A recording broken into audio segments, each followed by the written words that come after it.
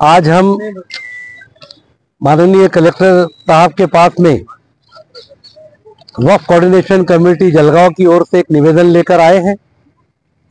ये निवेदन माननीय महामहिम राष्ट्रपति और माननीय पंतप्रधान इन दोनों के नाम से कलेक्टर साहब के जरिए से हमने ये निवेदन उनको दिया है। इस निवेदन के जरिए से कोऑर्डिनेशन कमेटी ने तमाम मुसलमानों की जानिब से ये गुजारिश की है कि सुप्रीम कोर्ट के अंदर जो वक्फ अमेंडमेंट एक्ट 25 है उसके ऊपर जो कुछ भी पिटिशंस वगैरह वाद विवाद चल रहे थे और उसके बाद में खन्ना साहब का डिसीजन आया, उन्होंने कुछ चीज़ों को इंटीरियम रिलीफ दिया, स्टे किया। उसके बाद में गवई साहब का भी आया।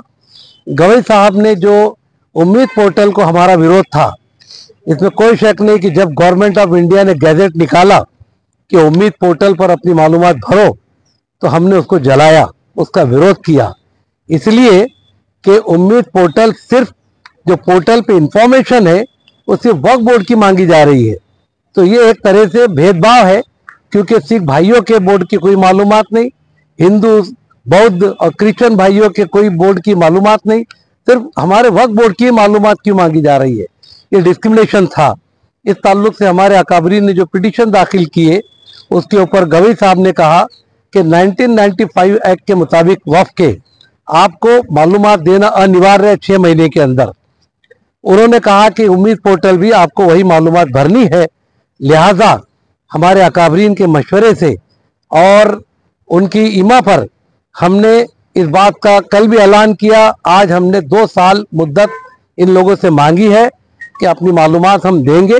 कागज पत्तर तैयार करने में सुप्रीम कोर्ट की कोर्ट कचहरी की वजह से उसमें डिले हुआ है, तो 2 साल बढ़ाकर दी जाए, इसके लिए हम सब यहाँ पर जमा हुए।